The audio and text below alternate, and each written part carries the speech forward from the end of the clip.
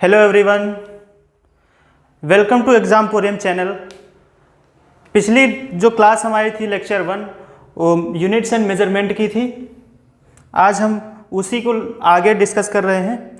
Last class में हमने एक फार्मूला लिखवाया था Q is equal to NU, और ये भी बताया था अगर Q कांस्टेंट है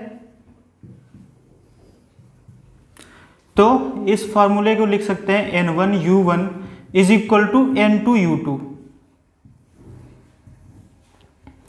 और इसको स्टार मार्क करवाया था। स्टार मार्क इसलिए करवाया था, ये फार्मूला हमारे बहुत काम का है। जैसे किसी यूनिट को अगर चेंज करना है तो इस फार्मूले का यूज करेंगे। हम जानते हैं कि फोर्स का जो यूनिट होता है वो न्यूटन भी होता है और डाइन भी होता है।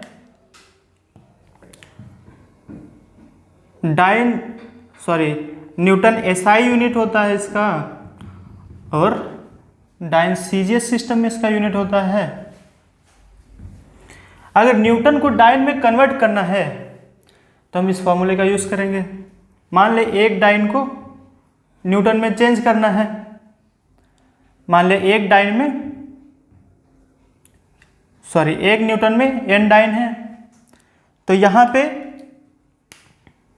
स्मॉल n1 1 हो जाएगा और U1 कैपिटल N, और यहाँ पे N2 is equal to small n और U2 is equal to dine लिख देंगे। और हम लोग को ये भी पता है newton is equal to kg metre per second square होता है, और डाइन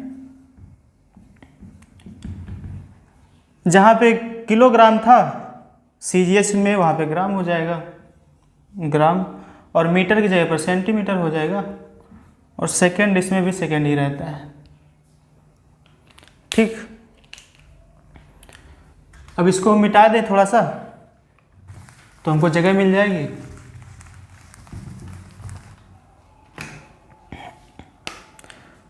अब यहाँ पे पुट करिए आप फॉर्मूले में N1U1 is equal to N2U2। N1 है 1, U1 है newton, newton is equal to kilogram metre per second square is equal to NU2 dyne है जो कि gram centimetre per second square होता है। यहाँ पे किलोग्राम को ग्राम में चेंज कर लो या ग्राम को किलोग्राम में चेंज कर लो। इससे फ़ायदा ये होगा कि दोनों तरफ ग्राम ग्राम कैंसिल हो जाएगा, और अगर आप किलोग्राम में चेंज करेंगे तो किलोग्राम किलोग्राम कैंसिल हो जाएगा, और मीटर को सेंटीमीटर में चेंज कर सकते हैं। जैसा कि हम लोग जानते हैं 1 kg is equal to 1000 gram, और 1 मीटर इज इक्वल टू 100 सेंटीमीटर। तो पुट कर दो यहाँ पे वैल्यू, जहाँ पे किलोग्राम लिखा है वहाँ पे 1000 ग्राम हो जाएगा, और जहाँ पे मीटर लिखा है वहाँ पे 100 centimetre upon second square, N into gram into centimetre upon second square. यहाँ से ग्राम ग्राम कैंसिल, सेंटीमीटर से सेंटीमीटर कैंसिल, सेकेंड स्क्वायर से सेकेंड स्क्वायर कैंसिल, तो ये आ गया 10 की power 5 is equal to n, और n is equal to 10 to the power 5, ये निकल के आ गया। और हमने लिखा था 1 newton is equal to n dyne, n की वैल्यू है 10 टू द पावर 5, तो क्या हो गया 1 newton is equal to 10 to the power 5 dyne. In case आप कभी भूल जाते हैं तो ऐसे आप चेंज कर लेंगे।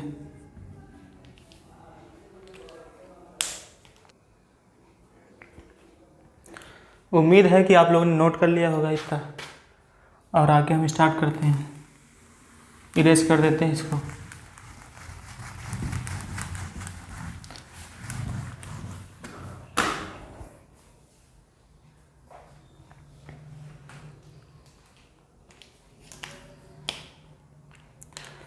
जो हमने 7 फंडामेंटल फिजिकल क्वांटिटी बताई थी, उसके अलावा 2 सप्लीमेंट्री क्वांटिटीज़ भी होती हैं।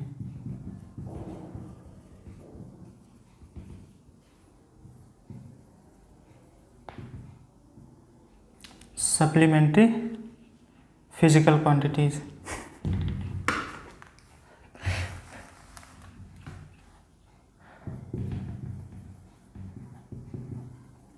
फिजिकल क्वांटिटीज़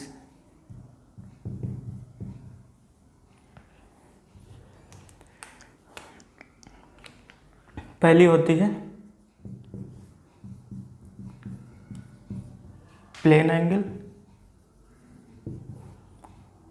और सेकंड सॉलिड एंगल।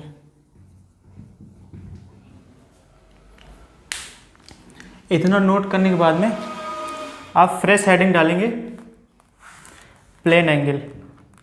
और प्लेन एंगल को हम लोग डिटेल में डिस्कस कर रहे हैं यहाँ पे।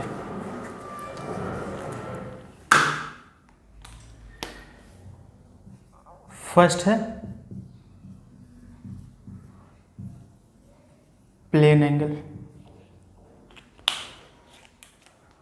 ये जो प्लेन एंगल होता है 2D एंगल होता है।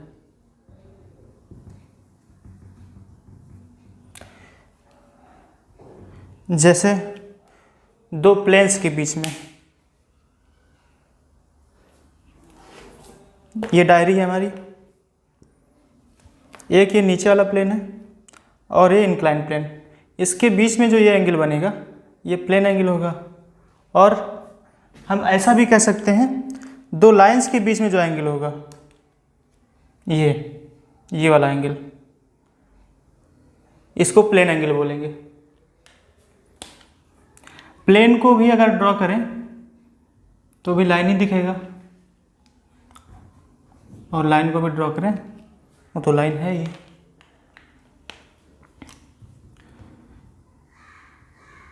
This angle will be theta and theta is known as plane angle.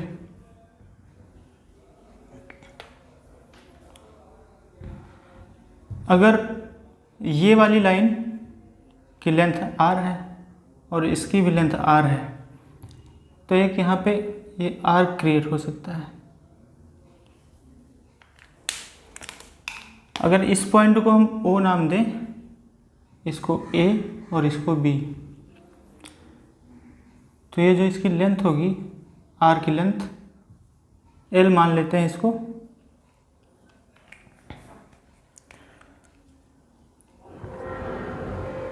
और हम लोगों ने मैथ्स में पढ़ा था कि angle is equal two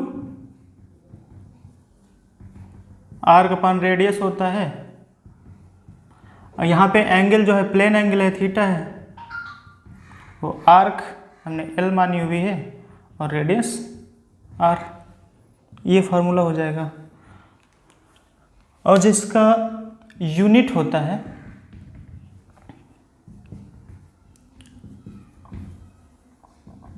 radian होता है।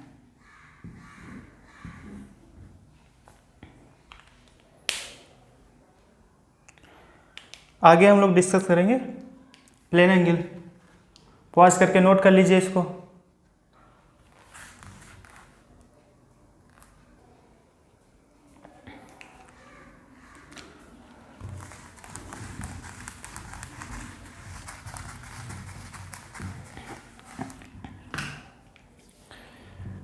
नेक्स्ट हेडिंग हमारी थी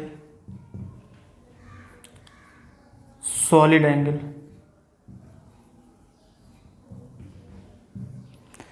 जो सॉलिड एंगल होता है और 3D एंगल होता है, 3D एंगल।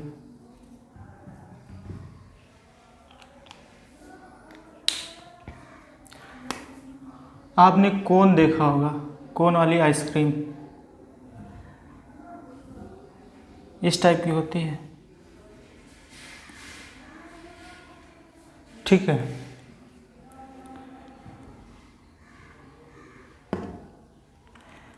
वो जो एंगल हम प्लेन एंगल नाप रहे थे, ऐसे नाप रहे थे 2D में, वो प्लेन एंगल होता था। अब यहाँ पे हम एंगल 3D में नापेंगे, सर्किल में, इसको ओमेगा से लिखते हैं। अगर विजुअलाइज करने में परेशानी हो रही हो तो हम आपको बता सकते हैं एक पेज लेकर। ये पेज देखिए आप, इसको एक कोन के शेप में मोड़ लेते हैं वैसे, ठीक है। ये कोन के शेप का बन गया ऐसे ही, और इसके एंगल का जो 3D एंगल होता है, ये वाला एंगल, ये एंगल होता है हमारा सॉलिड एंगल। ये वाला जो एरिया होता है हमारा सर्कुलर एरिया है, ये इसमें सर्कुलर है, स्फेयर भी हो सकता है और किसी और भी शेप का हो सकता है। कोन में ये एरिया सर्कुलर होता है। अगर इसको हम DA कहें और ये डिस्टेंस स्मॉल r है,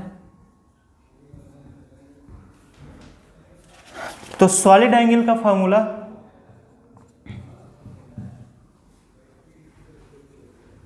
होता है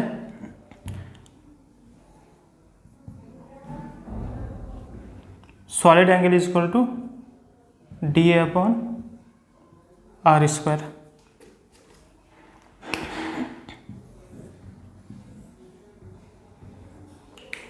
और इसका यूनिट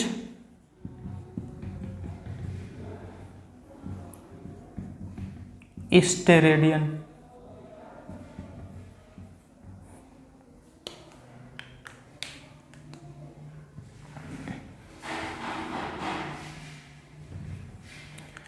नोट करिए इसको,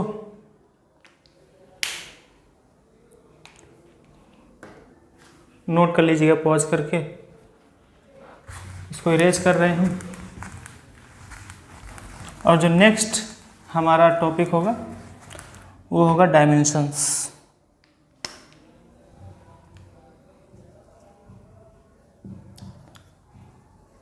डायमेंशन, सबसे पहले इसकी हम डेफिनेशन लिख लेते हैं।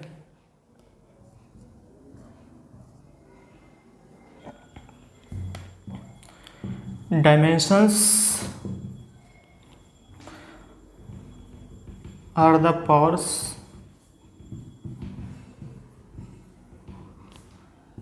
और exponents to which the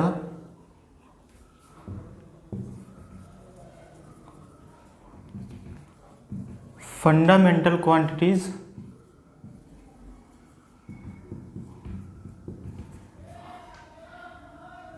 are raised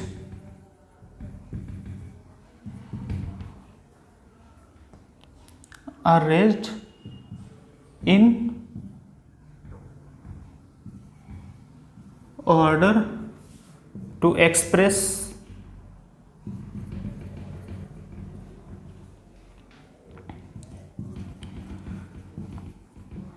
the derived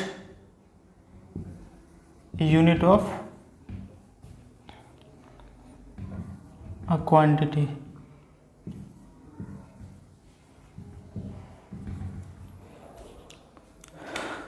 definition note कर लीजिए आप, फिर इसको हम समझाते हैं क्या माजरा है इसका।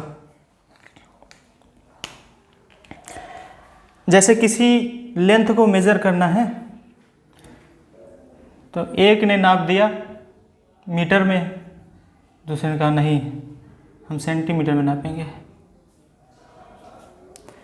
तो बोला गया ऐसा करो, मीटर सेंटीमीटर में बहुत झगड़ा है, आप लेंथ के लिए कैपिटल एल लिख दो, वैसे ही मास के लिए कैपिटल एम लिख दो, तो झगड़ा ही ख़त्म हो जाएगा।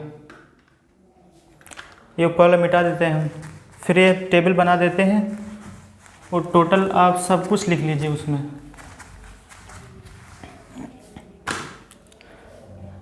हमने बताया था पहली फंडामेंटल क्वांटिटी मास हमने लिखा था 1 2 3 4 5 6 7। पहले पे मास हमने लिखा था, सेकंड पे लेंथ लिखा था। मास के लिए हमने लिखा है कैपिटल एम, और ये हम स्क्वायर ब्रैकेट के अंदर लिख देते हैं। स्क्वायर ब्रैकेट मतलब, square bracket means we are dealing with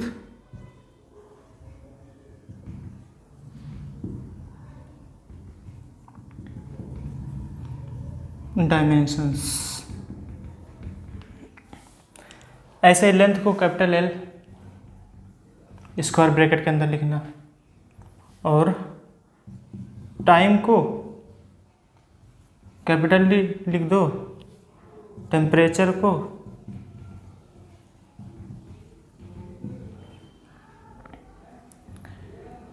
capital के स्क्वायर ब्रैकेट के अंदर, और इलेक्ट्रिक करंट को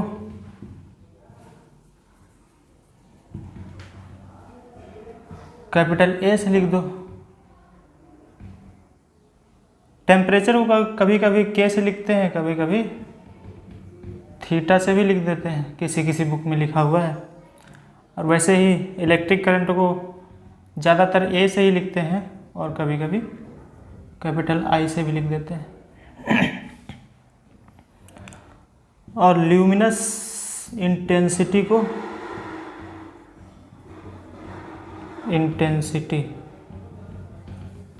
को सी से लिखते हैं।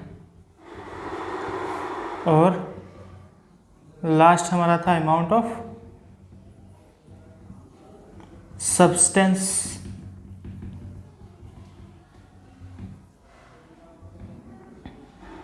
इसको MOL से लिखते हैं।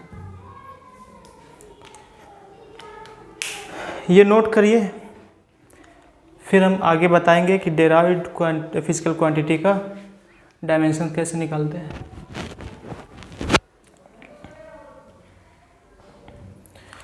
इसको इरेज कर रहे हैं।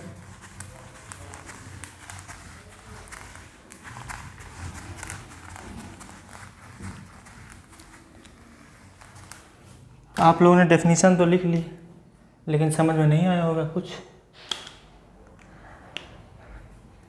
आप यहाँ पे देखिए, ये लाइन है और ये प्लेन है,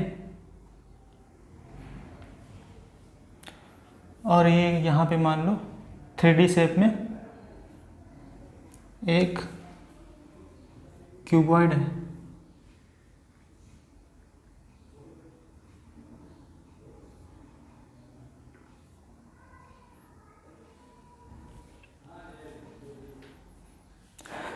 अगर इसकी लेंथ आपको मेज़र करनी है तो आप मीटर में मेज़र करेंगे, और ये इसका एरिया मीटर स्क्वायर में मेज़र करेंगे, और ये वॉल्यूम के साथ है तो इसका वॉल्यूम मीटर क्यूब में मेज़र करेंगे। ये जो लाइन है हमारी 1D में है, और जो प्लेन है 2D में है, और क्यूबॉइड 3D में है।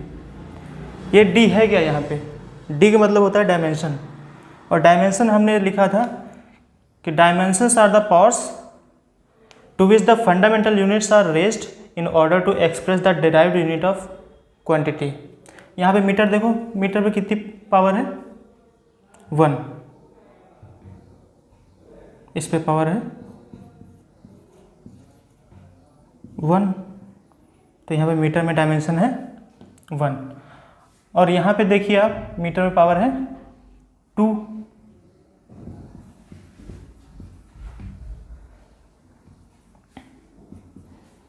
तो इसकी डायमेंशन 2 है यहाँ पे लेंथ की, और यहाँ पे पावर देखिए 3 है। तो यहाँ पे लेंथ की डायमेंशन 3 है। उस डेफिनेशन का कहने का मतलब यही था। उम्मीद है कि अब तो क्लियर हो गया होगा पूरा, कोई डाउट नहीं बचा होगा।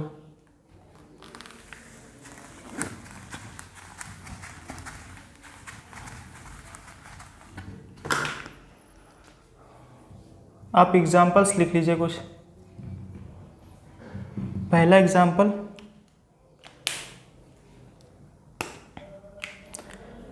अगर आप एरिया लिखो तो एरिया का यूनिट होता है मीटर स्क्वायर, जो कि लेंथ है, और डायमेंशन में हम लोग लेंथ को कैपिटल L लिख रहे थे, तो इसकी डायमेंशन क्या हो जाएगी L की पावर 2 ब्रैकेट के अंदर। अगर वॉल्यूम ले लो, वॉल्यूम मीटर क्यूब में होता है, मीटर को हम L से लिख रहे थे, L की पावर 3।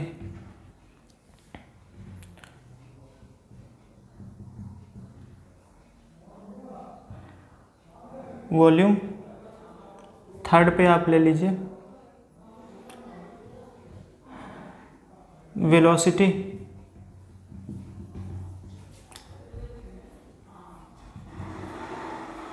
वेलोसिटी का फॉर्मूला होता है डिस्प्लेसमेंट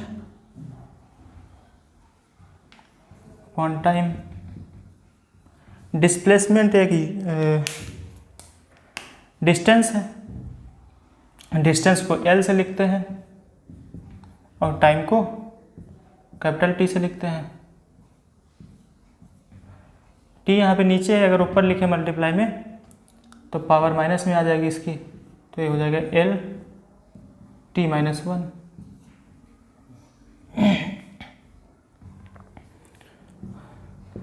फोर्थ पे अगर एक्सीलरेशन ले लें,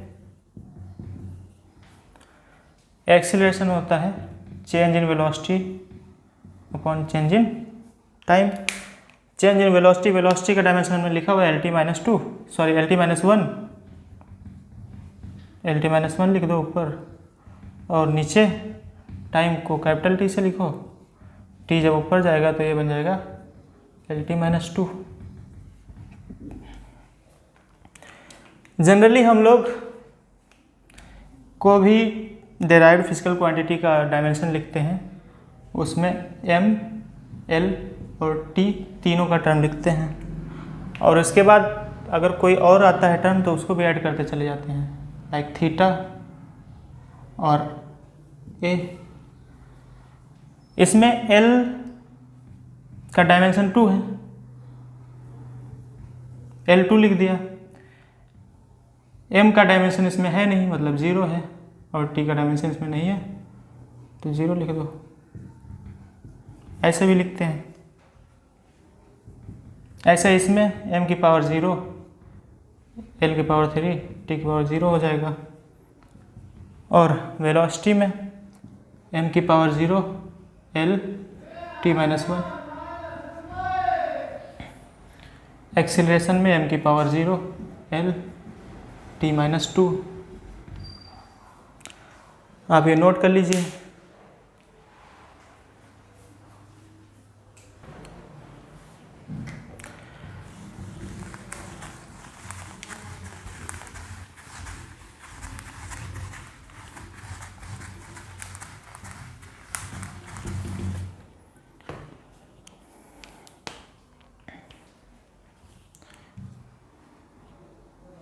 फिफ्थ एग्जाम्पल ले लीजिए फोर्स का।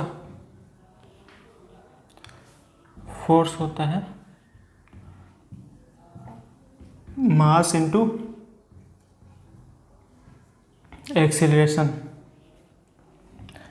मास को कैपिटल M से लिखो और एक्सीलरेशन का हम पीछे निकाल चुके हैं LT - 2।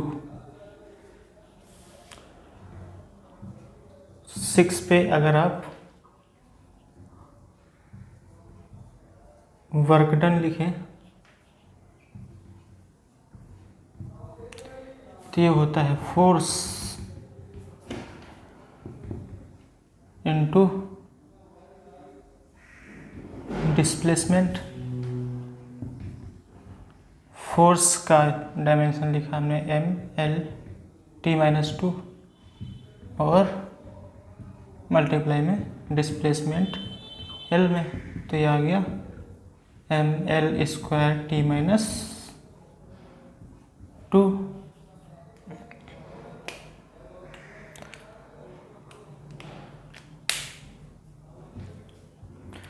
एक नोट आप लिख लीजिए,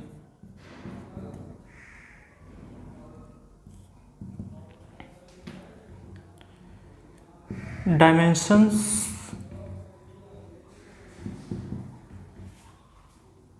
of work done and all type of energies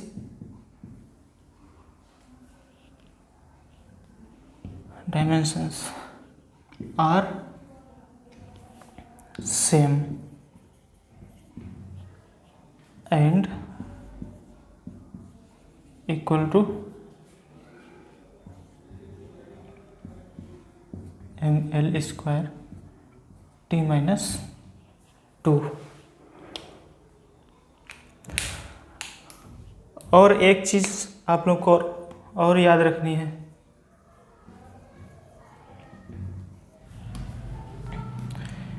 तीन डायमेंशंस आपको याद रखनी है हमेशा। पहला है वेलोसिटी का, सेकंड एक्सीलरेशन का याद कर लीजिएगा,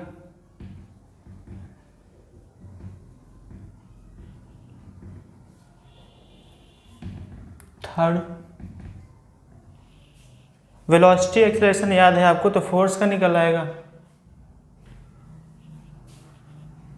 और फोर्स का भी याद कर लीजिएगा। अगर आप तीन याद रखते हैं तो आपको बहुत आसानी होगी। इतना नोट करिए आप लोग,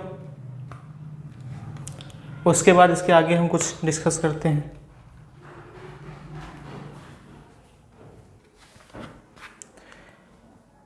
आप लोग नोट कर लीजिए, हम यहाँ से इरेज करते हैं।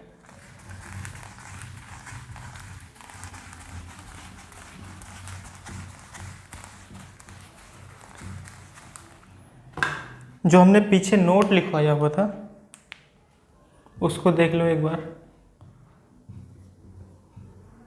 वर्क डन का डायमेंशन होता है ML²T-2, और आप काइनेटिक एनर्जी अगर देखें या पोटेंशियल एनर्जी लिख लो, पोटेंशियल एनर्जी का फॉर्मूला होता है mgh। m यहाँ पे मास है, मास को कैपिटल M से लिखते हैं। g gravitational constant, gravitational constant नहीं, acceleration of gravity, acceleration of due to gravity होता है। मास को कैपिटल M से लिखो डायमेंशन के लिए, और एक्सीलरेशन को LT-2 से लिखो, और h हाइट को L लिखो। तो आप देख सकते हैं जो वर्क डन का डायमेंशन आया था वही डायमेंशन पोटेंशियल एनर्जी का आ गया।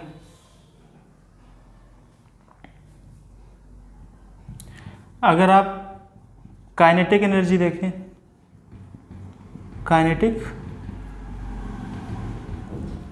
एनर्जी फार्मूला होता है हाफ mv²। हाफ तो कांस्टेंट है, इसका कोई डायमेंशन नहीं। m मास को कैपिटल M से लिखो, और v मतलब LT - 1 और स्क्वायर, इसका स्क्वायर लगाओ और बिग ब्रैकेट के अंदर सबको डाल दो। L का स्क्वायर T का -2। आप देख रहे हैं जो पहला फार्मूला है और दूसरा फार्मूला है और तीसरा फार्मूला है, तीनों सेम है। तो यहाँ से हम कंक्लूजन ड्रॉ कर सकते हैं कि dimension of work done is equal to dimension of energy. ठीक है, अब तो क्लियर हो गया होगा।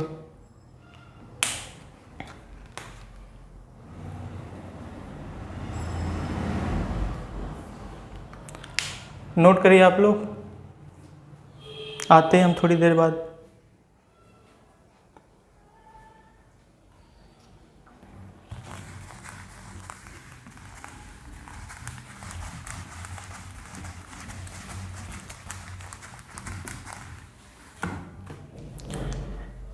एम्स 2014 में एक क्वेश्चन पूछा गया है, डायमेंशनल एनालिसिस पे बेस्ड है।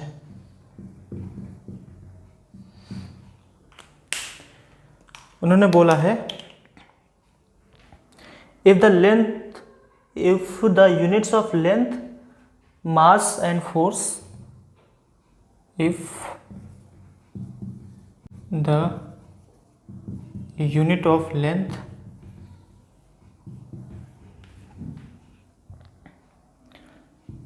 mass and force are chosen as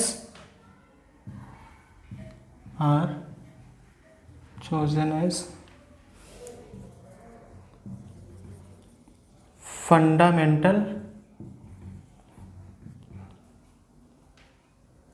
units, the dimensions of time would be, the dimensions of time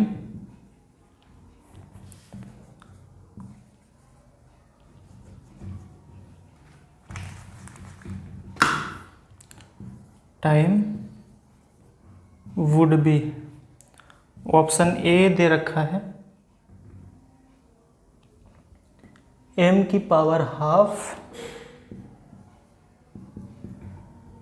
l की पावर -½ और f की पावर 1/2। बी ऑप्शन दे रखा है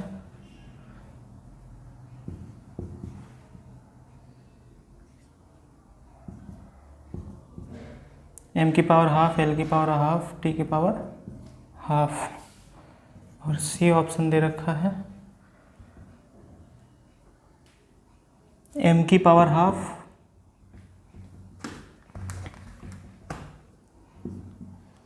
m की पावर हाफ, l की पावर हाफ, और यहाँ पे t नहीं f है, f की पावर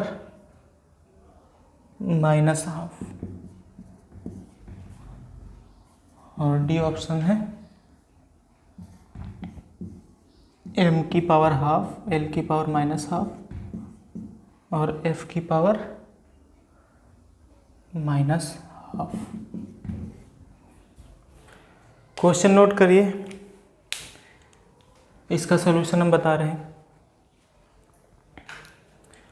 इरेज करना पड़ेगा मुझे।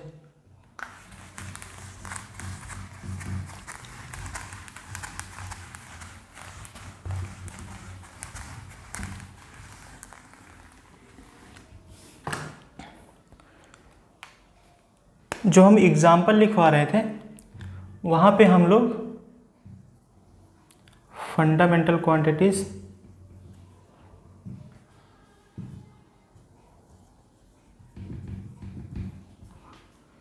एम, एल और टी ले रहे थे।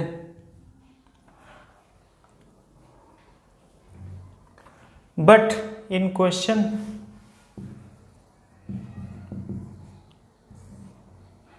उन्होंने बोला है कि फंडामेंटल क्वांटिटी जो है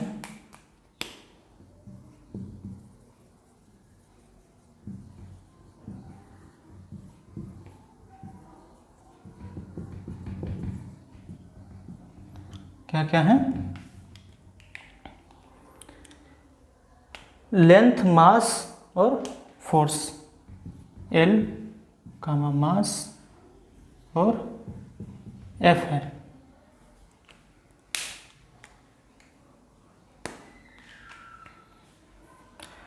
पहले हम fundamental quantities M, L, T को लेकर फोर्स निकाल रहे थे। फोर्स का डायमेंशन होता है एम, एल, टी माइनस 2।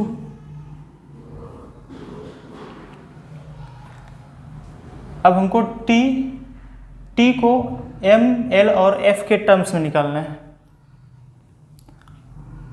अगर हम इस इक्वेशन को 1 मान दें तो हम बोल सकते हैं कि from equation 1 F is equal to M, L, T minus 2 होता है। आपको टी निकालना है तो टी माइनस 2 एक तरफ रोक लीजिए आप, टी माइनस 2। एफ को फंडामेंटल क्वांटिटी उन्होंने बताया है तो स्क्वायर ब्रैकेट के अंदर लिखो इसको, और इससे आप हटा सकते हैं, ये फंडामेंटल क्वांटिटी नहीं है इनके हिसाब से। टी को रोका है, एम और एल नीचे आ जाएंगे।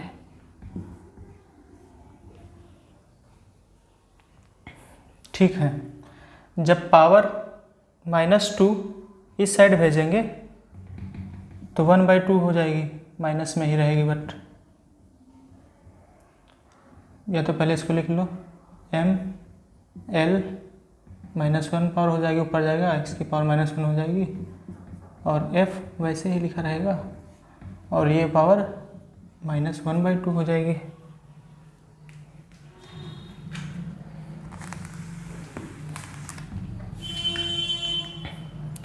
तो डायमेंशन ऑफ टाइम बिकम्स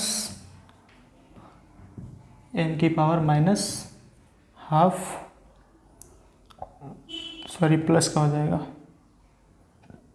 और l की पावर ½ और f की पावर -½ तो option ½ -½ C option will be correct option.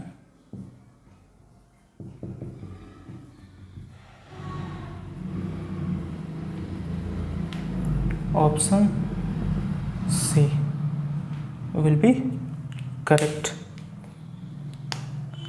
जब आप एग्ज़ाम में करेंगे तो आप प्रोसीजर नहीं लिखेंगे ऐसा, ये नोट्स के लिए हम लिखवा रहे हैं ताकि आपको रिवीजन करने में आसानी रहे। आज के लिए इतना ही, नेक्स्ट लेक्चर में हम लोग इसके आगे कंटिन्यू करेंगे। तब तक के लिए ऑल द बेस्ट, तैयारी करते रहिए। Bye bye.